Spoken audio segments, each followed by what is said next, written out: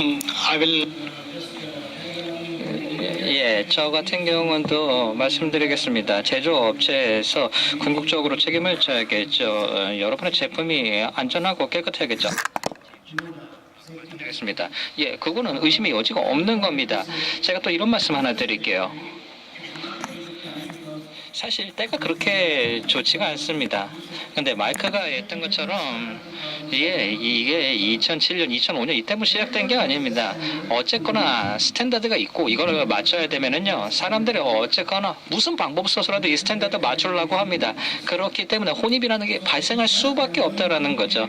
그렇기 때문에 다시 한번 말씀드려 볼게요. 제가 아까 말씀드리려고 했던 건데, 예를 들어서 양과 질이 있다라고 한다면은 우리는 어쨌거나 이 양과 질 두 개를 잘 균형을 잡아야 된다라는 거죠. 이를 통해서 약품에 죄송합니다. 정량적으로 우리가 원료를 살펴볼 수 있어야 된다라는 거죠. 그래서 이 두 개의 조합이 있어야 된다라는 거죠. 그래서 한국 같은 경우에는 특히 건강기능식품 같은 경우에는 아주 좋은 기회가 된 거라고 생각을 합니다. 이러한 뭐라 그럴까요? 우리가 의무적으로 정부 쪽으로 갔을 때, 그리고 내가 건강기능식품을 런칭하려면은 이런 거를 반드시 해야 되겠구나라는 인식 자체를 사람들에게 심어줘야 된다는 거죠. 그리고 이게 하나의 계속해서 산업 트렌드가 되고 다른 나라도 이걸 따라가야 된다는 거죠. 제가 말씀드리고자 하는 거는요, 어쨌거나 fit for purpose, 목적성을 가지고 해야 된다는 겁니다. 예를 들어서 모든 품질 스탠다드에 대해서 목적성이 있다고 한다면 이 목적성을 고려해야 된다는 거죠. 그냥 이거는 무조건 이 테스트 하셔야 돼요. 그리고 이래야지만 우리가 인증 찍어줄 거예요. 이렇게 계속해서는 안 된다는 거죠. 좀 실용적이 될 필요가 있다는 거죠. 예를 들어서 건조된 상품이 있어요. 예를 들어서 건조한 상품이라고 한다면 당연히 이게 건조 상품과 추출물을 가지고 왔을 때는 당연히 요건이 달려야 되는 거죠. 그렇기 때문에 무조건 천편일률적으로 가서는 안 된다는 거죠. 조금 더 유연하게 가야 된다는 거죠. 그리고 정확하게 여러 가지 다양한 원료가 있을 텐데 이 부분에 대해서 어떻게 사용될지에 대해서 각각 목적성을 가지고 적용을 해야 된다라고 생각을 합니다. 그래서 유연성이 중요하다라고 다시 말씀드리겠습니다. 그 유연성 내에서도 조금 빡빡하게 가야 된다라는 거죠. 예, 다시 한번 요청을 드리겠습니다. 어떠한 테스트 방법이 있든지 간에, 그리고 식약처에서 뭐든지 의무적으로 해야 된다라고 했을 때는요, 이 의무적인 게 학계에 기반을 하고 또 실용적이어야 된다는 겁니다.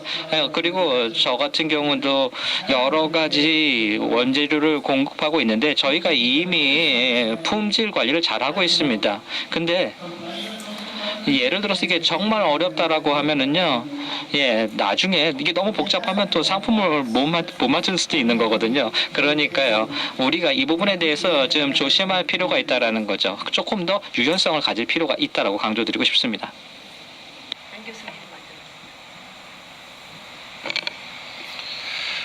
예, 일단 저 같은 경우는 지금 DNA나 케미칼, 마크나 그런 부분들이 이슈가 되는 퀄러티를 어떻게 높이고 산업적인 밸류 이런 것들을 올리는데 도움을 줄 것인지 이런 부분으로 이런 것들이 나오는 거지. 이거는 산업적인 제재를 하고 그런 것 때문에 DNA 마크가 써야 된다, 아니면 케미칼 마크가 개발해야 된다, 이런 건 아니라고 생각을 합니다. 그러니까 특히 이런 부분이 우리나라에서 이슈가 됐던 이유는 작년에 아까 발표자에서도 얘기했지만 작년 4월부터 올해 얼마입니까? 지금까지도 사실은 제 개인적인 생각인데 오히려 상을 하나도 될 만한 그런 이슈가 굉장히 크게 이 건강기능식품 산업 자체를 완전히 풀어들이게 하는 그런 형태로 일어났던 일들이 결과적으로 재료에 대해서 어떤 의도적이든 아니면 비의도적이든 분위기 있었고 이런 것들이 말펑션하는 그런 부분으로 이슈가 될지도 모르는 그런 부분들이 사회적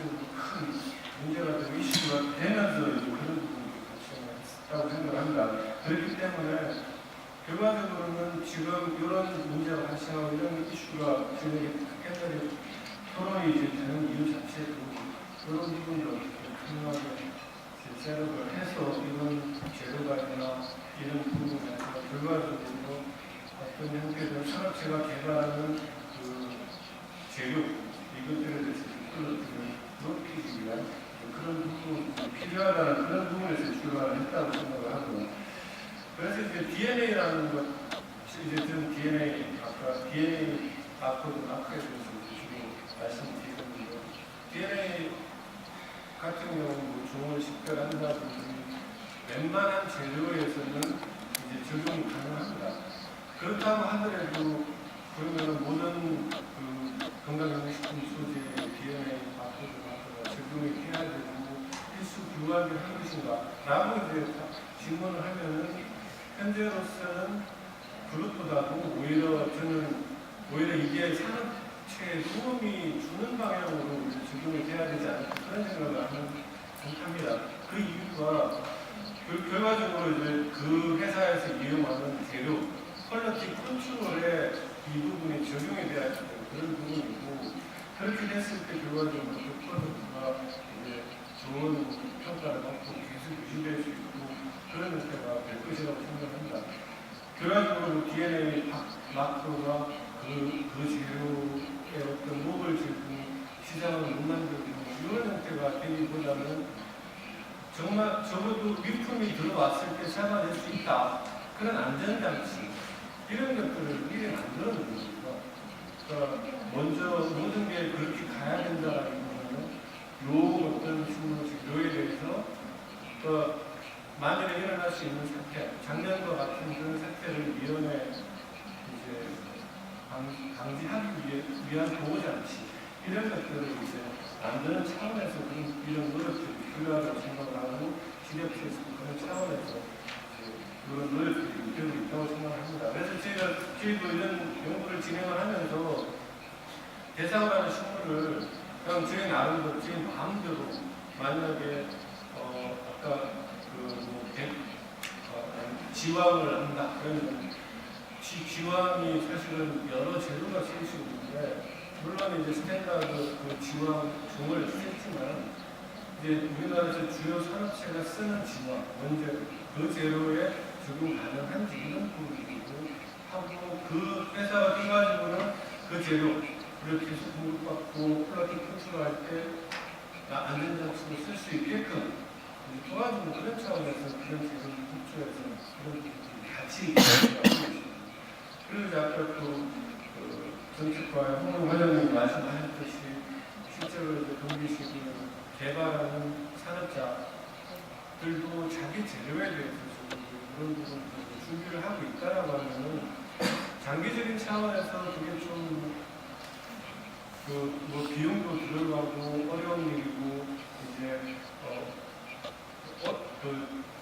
부가적인 그런 이제 노력이 될지도 모르겠지만 장기적인 차원에서는 퀄리티를 확보하고 안정적으로 그 산업을 끌어가는 그런 것이 아닐까 그런 차원으로 이런 DNA 파트너가 그런 역할 그런 것들이 꼭 필요하지 않을까 싶습니다.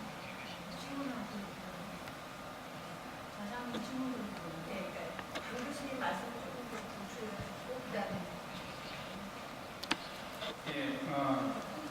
저는 약간 좀 분야가 달라서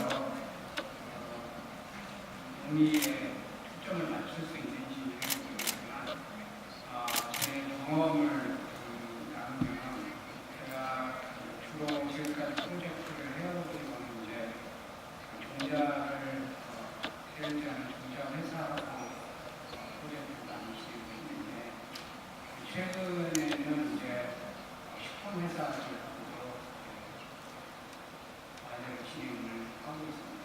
그래서 그 배경을 보게 되면 예를 들면 제가 하고 있는 게 고추를 연구하고 있는데 고추가 고추장의 원료로 쓰이고 있거든요.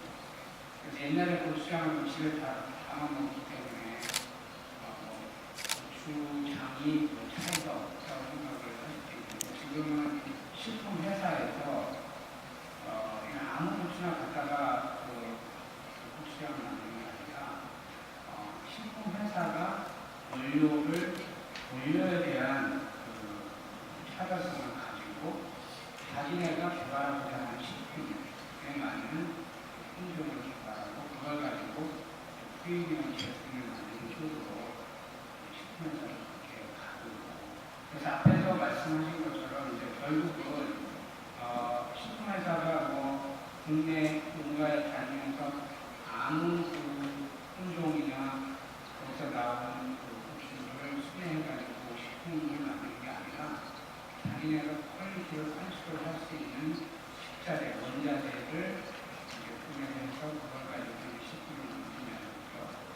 근데 그런 트렌드가 사실은 최근에 우리나라에서 일어나고 있는 게 사실은 하인즈나 이런 식품회사 같은 경우에는 케첩을 만드는 것은 굉장히 오래전부터 자체적으로 플란트 브리딩, 그러니까 유통하는 팀이 따로 있어가지고 자기네 제품에 맞는 품종을 개발을 해왔다는 거죠. 그래서 제가 봤을 때 이제 건강 보조 식품도 그런 트렌드로 가야 되지 않을까 하는 생각입니다. 그래서 좋은 파이널 프로덕트가 나오려면 좋은 원료에 대한 컨트롤이 돼야 되고 그 좋은 원료는 결국은 그 회사의 자산이 될 수도 있고 그 좋은 원료에서 나온 프로덕트는 다른 회사하고 차별성을 가진 프로덕트가 나오기 때문에 사실은 그 원재료에 대해서 아무거나 크다 쓰다 하는 것들은